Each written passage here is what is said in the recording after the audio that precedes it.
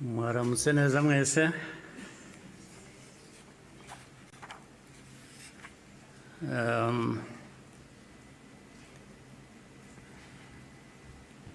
Ngira ngo mpere ku ngingo yo kuvuga ubuhamya Minisitiri Bizimana yatugejejeho. Hari ubundi buhamya burebure burimo amateka akomeye Theoneste namaze kutugezaho. Ibyo twumvise byose bifite aho bishingiye. Ni ukuri abafite uko babihakana cyangwa babihakanya, ngira ngo bafite akazi gakomeye kugira ngo uhindure amateka nk'ayo y'abantu nk'abandi, uyagire uko ushaka, yaba mu gihugu hano byaba hanze, cyane cyane bakunze guhindura aya mateka yacu ku mpamvu zitandukanye.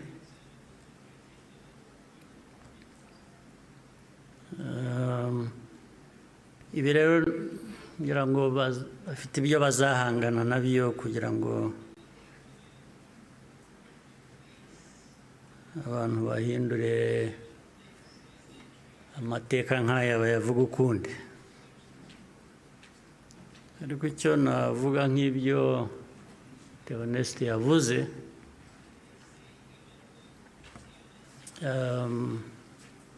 ibihe byo birahinduka, ibihe byarahindutse.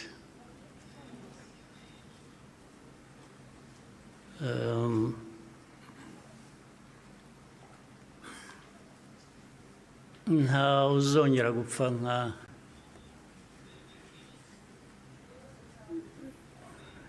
nk'uko Theoneste yabivugaga, n'abapfuye cyangwa nawe uko yapfuye.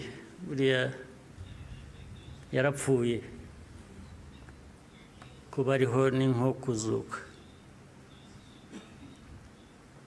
ariko nta wakongera gupfa kuriya. Impamvu kandi mu zindi nyinshi,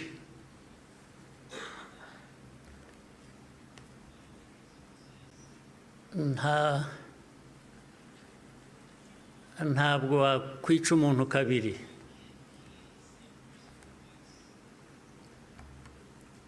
Ubigerageje azakwica mbere yo kumwica. Ubwo turi aha mutureba, bamwe bajya bashinyagura bavugira hanze. Igihugu cyose, igihugu cy'u Rwanda ureba, ntabwo gishobora gupfa kabiri.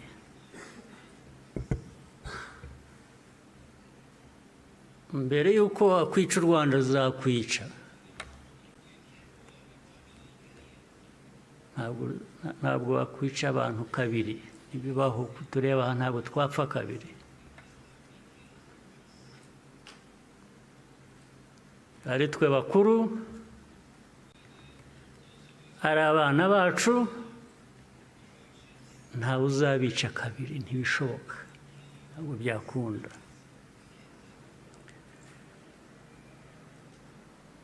Tuzabaho nk'uko abantu bakwiriye kuba babaho, nk'uko abandi abo ari bo bose babaho, byanze bikunze, ntawe twabisaba kubaho.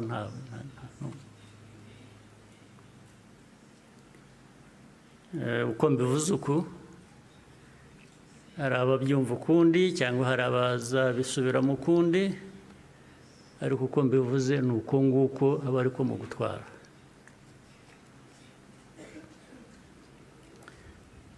Ndabasaba rero ngo nkomeze ijambo ryanjye mu rurimi abashyitsi bamwe hano bumva batagombye kubasemurira, cyangwa se benshi cyane bari hanze bafitanye isano n'amateka yacu, harimo n'abo bayahindura bakayagira uko bashaka. Ndagira ngo mvuge mu rurimi bashobora kumva ntawe basemuriye. Muranyihanganira.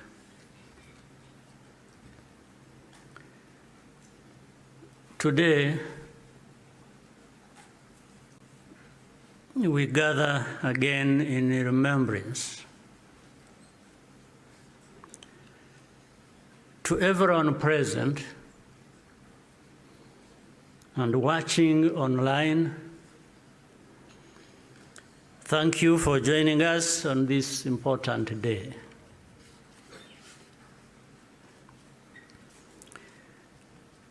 We deeply appreciate the friends who join us every year in person or in spirit without fail. I thank the survivor who has just spoken. These testimonies keep memory alive for all of us and for those who will follow us. Kwibuka carries profound meaning for our nation.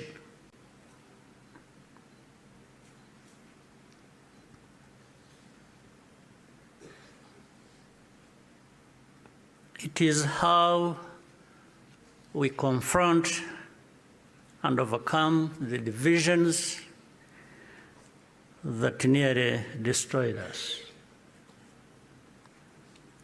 This day empowers us all. We draw on the strength of survivors who provide the reservoir of humanity that feeds our nation's soul.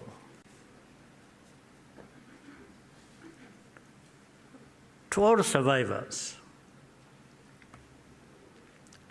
know that you are not alone. We stand with you always. Everything we have achieved was only possible because all Rwandans decided to join hands in a common purpose. We honor the role played by every Rwandan in our country's rebirth. The reality of the genocide is clear for all to see. The ringleaders were convicted in international courts with rigorous evidence. The Gacaca process documented the course of the genocide in every single village and neighborhood in Rwanda. Over 50 million handwritten pages were produced during the 10 years of Gacaca. Right here, where we are standing, 250,000 victims of the genocide are laid to rest. And in 2018, the United Nations General Assembly adopted a resolution that called the genocide against the Tutsi by its proper name, with the support of every member state but one.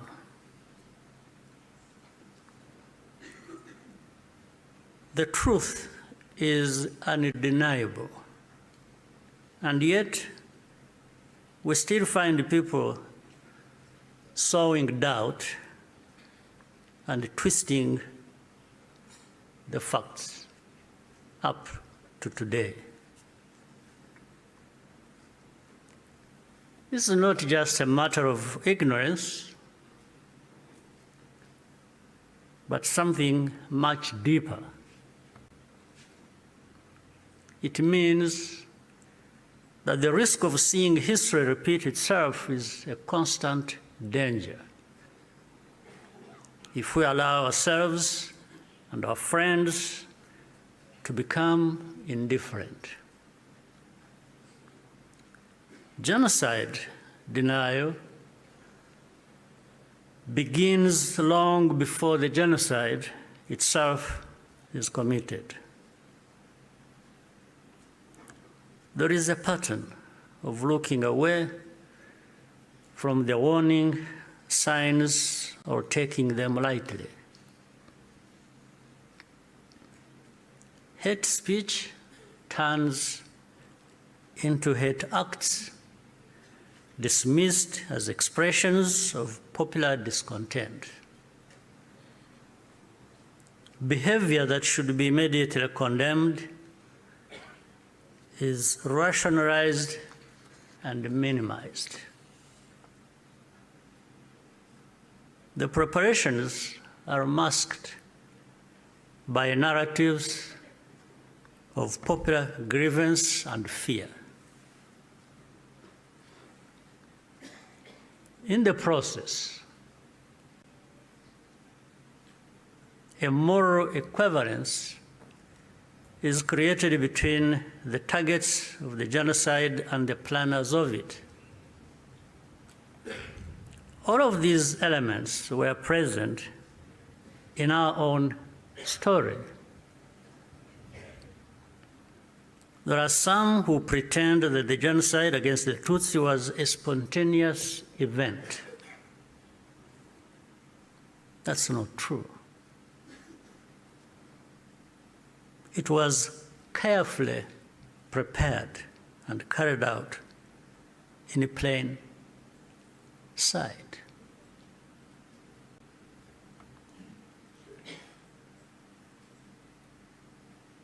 Regrettably, some who spoke the truth at the time, and who were even eyewitnesses, later became peddlers of distortion, mainly for political reasons. Militias were openly trained and indoctrinated in hate. Weapons were imported in large quantities, and Rwandans who opposed it were threatened or killed. Before 1994, communities were subjected to waves of smaller massacres meant to normalize the killing and also to measure the reaction of the wider world. And with only a few heroic exceptions, the world was unconcerned until it was too late. In the early 1960s, after countless Tutsis were killed or forced into exile, international voices such as Bertrand Russell, to name just one, described it as systematic extermination. The pattern continued in the 1980s and early 1990s. When Tutsi communities such as the Bagogwe in the northwest were targeted in organized attacks,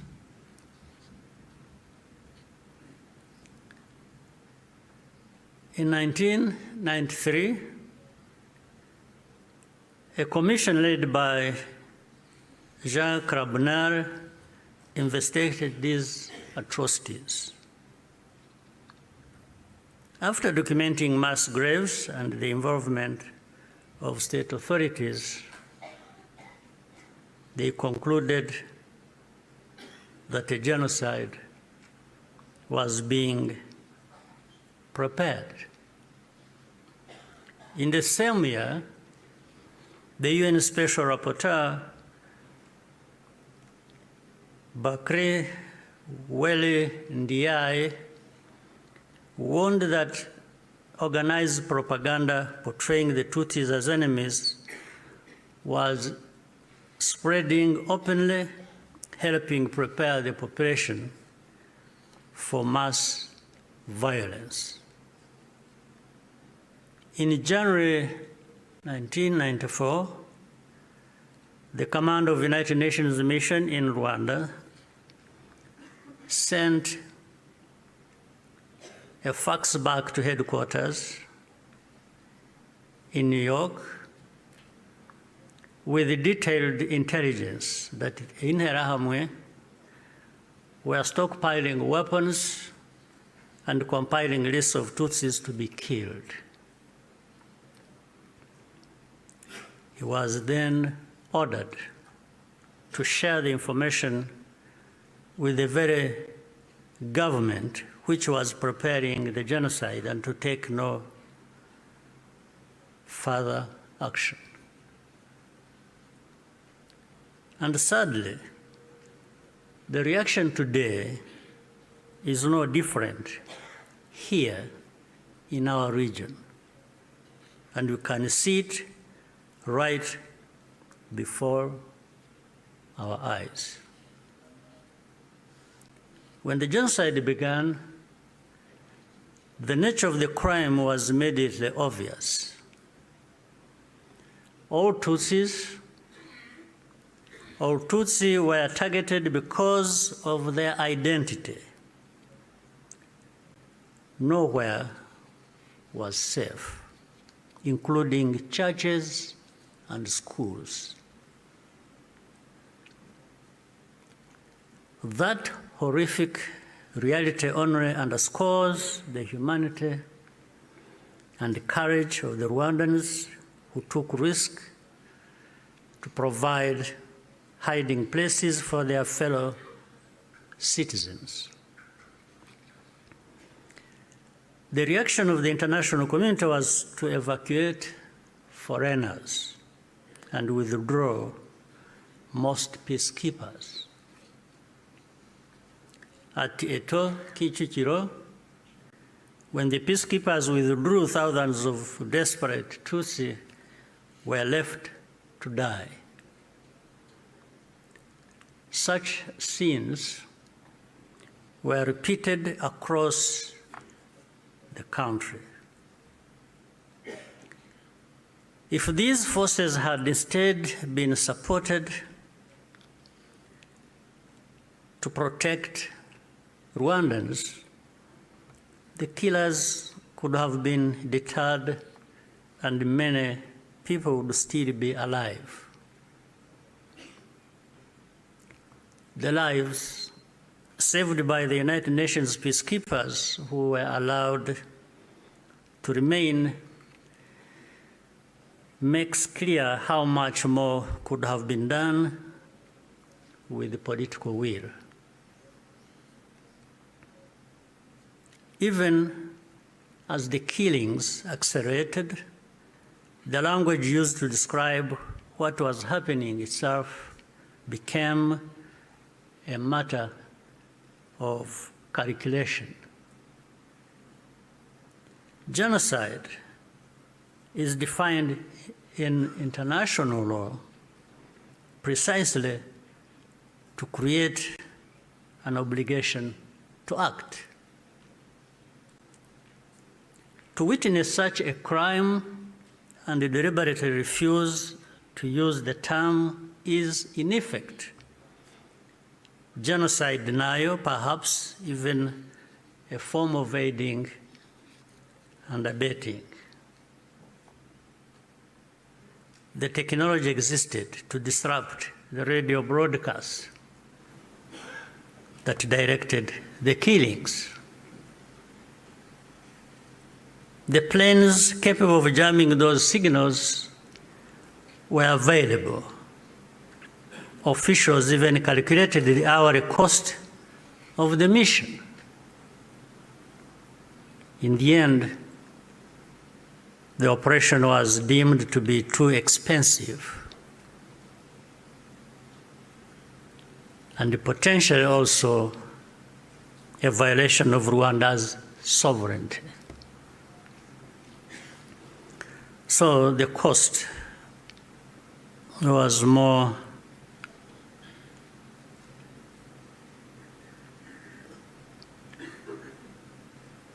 it became too expensive. It was more expensive, especially when in their minds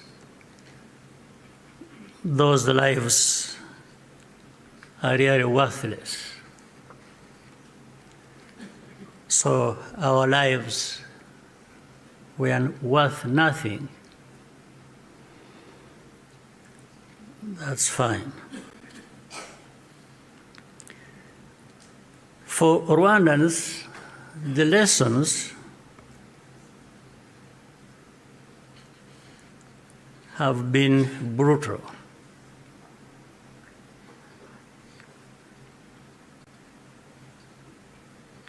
And those lessons have not been forgotten. If our lives do not happen to align with someone else's interests, they are not worth saving. That's fine. And so it had to be the Rwandan Patriotic Army that led the campaign against the genocide and ended it. Our deepest source of grief was always that we could not arrive earlier. This is a simple truth of history, which many today still have reservations about acknowledging, for reasons we do not and maybe will never understand. The culture and character of today's Rwanda Defense Forces, RDF, was forged in those dramatic moments. It guides the conduct of our forces who serve abroad in peace-building missions, earning universal respect. Indeed, no sanctions or insult from outside can ever tarnish the honor and integrity of Rwanda's defense and security forces, who are among the finest that can be found anywhere.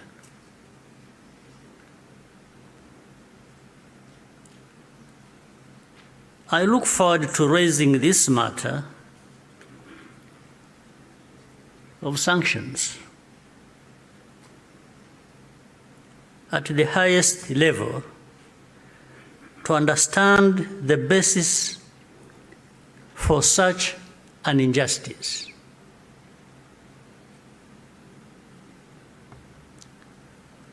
Rwandans understand the cost of tolerating extremism, and our central security principle is to put the protection of civilians first. After the genocide, Rwandans chose to rebuild our country together. With that came a promise to never let the politics of genocide take root ever again. I tell you, genocide cannot happen here again. It won't happen.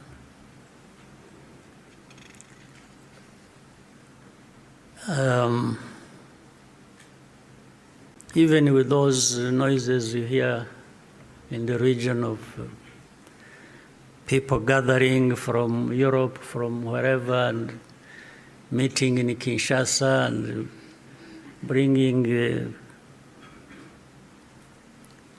the son of Habyarimana and relatives and others from wherever and gathering.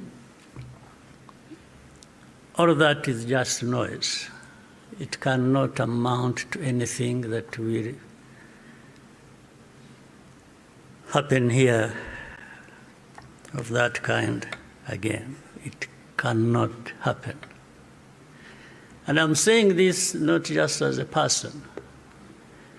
And I'm just saying it because I know every Rwandan, young and old, is as determined and is saying so, like I'm saying now to you.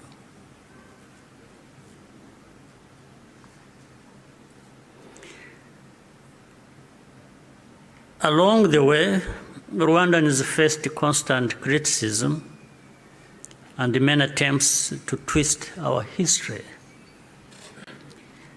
But the power we will always have is to use our minds to see the truth, and our voices to speak up when something is not right. You can never silence us in whatever form. We must be clear about the dangers that remain.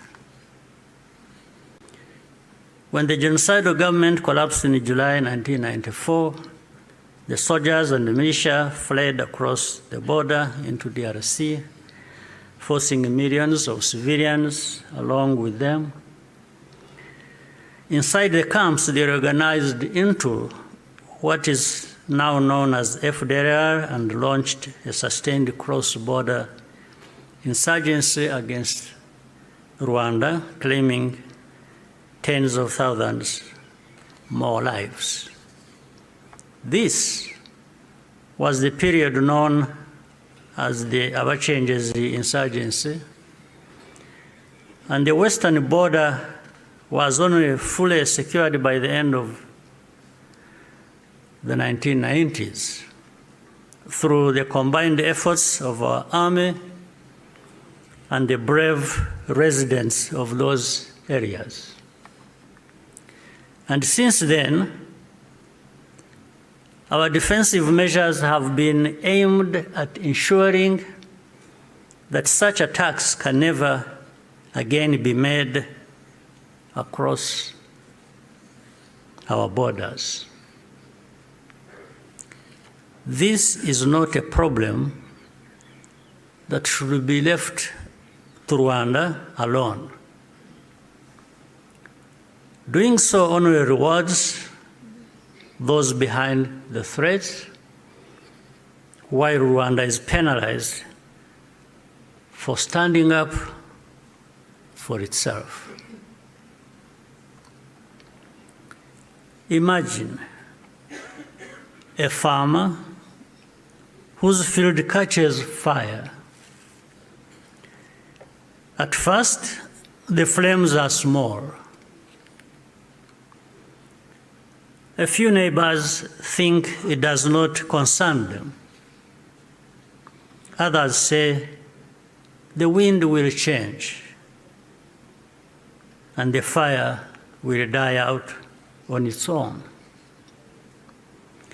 So they watch and wait. But the wind does not change. Meanwhile, a pyromaniac is secretly adding fuel to the fire. So the fire spreads from one field to another, and then into the forest and the towns and beyond. Only then do people run with the buckets of water and call for the establishment of a fire department. Africans, more than most, should understand that the danger of moral passivity in the face of hatred and violent extremism.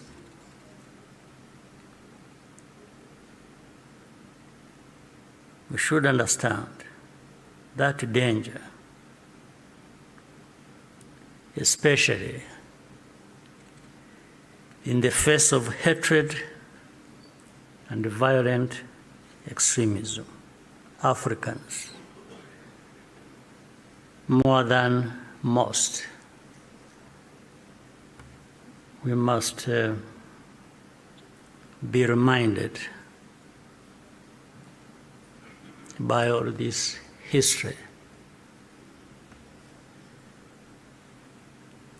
Today, our continent accounts for the majority of the world's active conflicts. In 1994, Africa's collective institutions also failed to respond.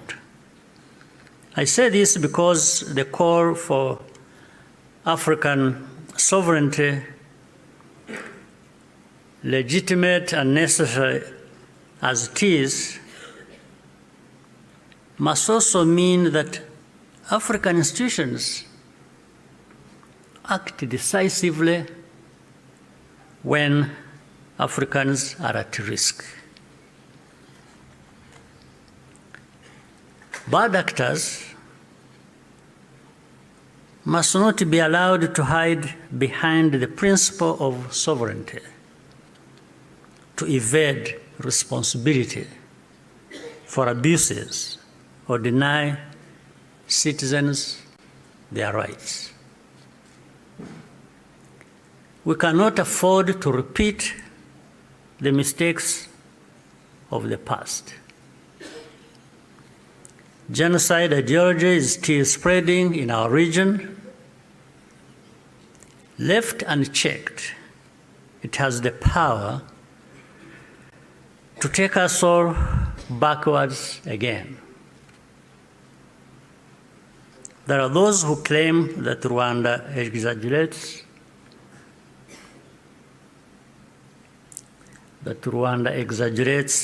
these concerns, or that we have ulterior motives. This is not only false, it exposes the deep cynicism that led to the tragedy we commemorate today. What sustains Rwanda today is the unity of Rwandans and the convictions that, like all people, we have the right to live in safety and dignity and at peace with all our neighbors. What we ask is for partners to join with us to fight extremism, rather than punishing Rwanda for defending itself. We owe future generations